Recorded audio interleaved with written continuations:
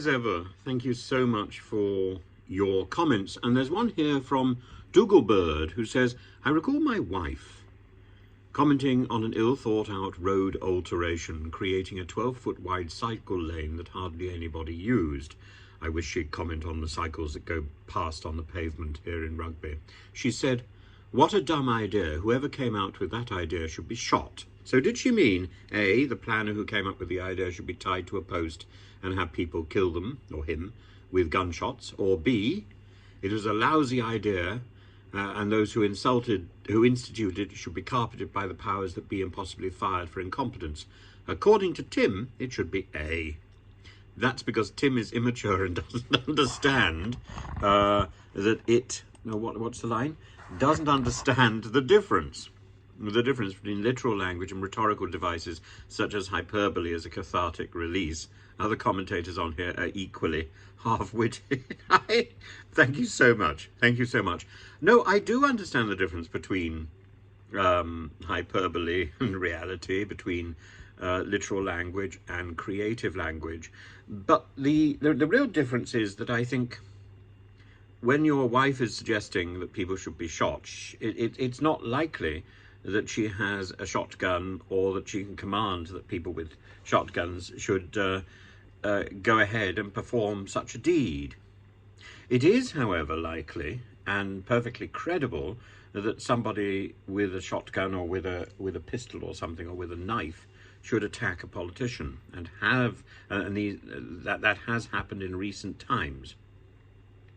And so I think it's very different when you use creative language where the creative image is a possibility, and when you use creative language where the creative image is simply absurd.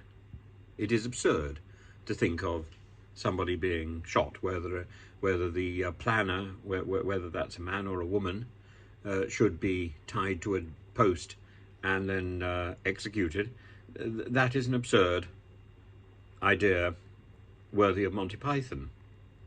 And it's the level of absurdity which is important. When Henry II used creative language about Thomas à Becket, I don't suppose he expected that someone was going to take him literally and carry out the very sentence that he'd hissed.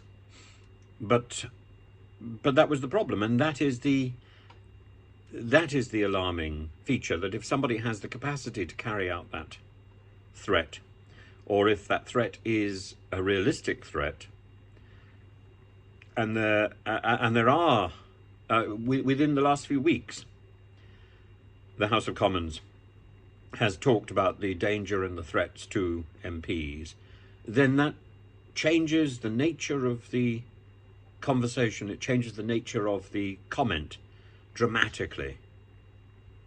And I think simply voicing that idea is abhorrent. The fact that it is allied to racist language, which I don't think can be dismissed as purely creative or a rhetorical flourish, I don't think excuses this man at all.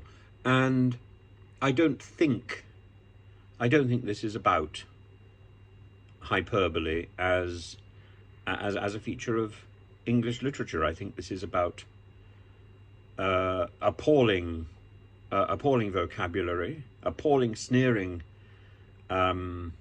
superiority, and about a Conservative Party that is indulging it.